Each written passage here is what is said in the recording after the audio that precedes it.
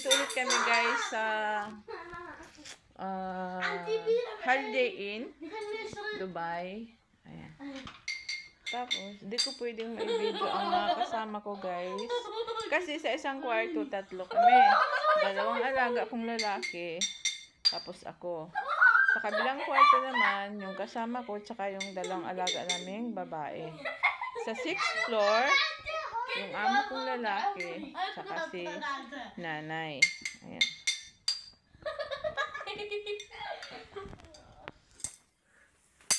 Itutour ko kayo sa room namin guys. Ayan guys, eto pintuan. Lumabas. Ayan. Ganito. Papasok ka, tapos iCard. Ayan. Ito dito nakalagay yung plancha.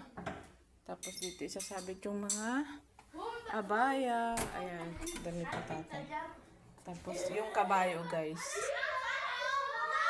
Ironing table, ironing board. Ayan.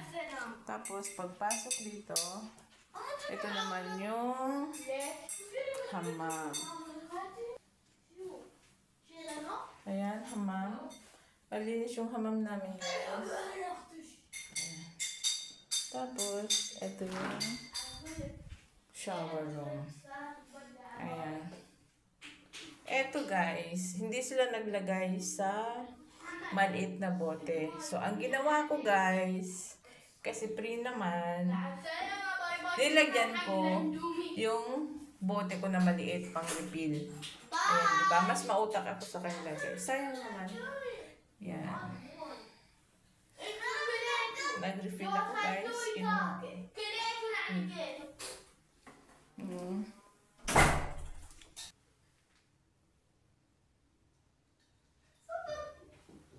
Ito yung mga perfume kahapon na dala namin galing sa pizza niya. Ayan.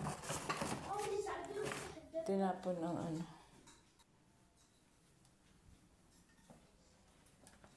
Tapos, dito ang higaan ko. Magkatabi kami nung alaga kong lalaki.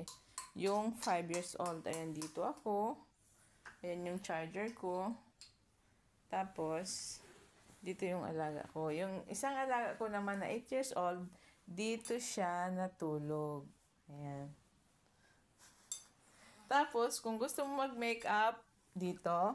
Kung gusto mong tumawag or may order ka sa baba, ito yung telepono guys. Tapos, pag may pera ka, gusto mong itago, dito lang. Ayan, pwede mong buksan yan. Tapos, dyan mo ilalagay yung pera mo. Ayan.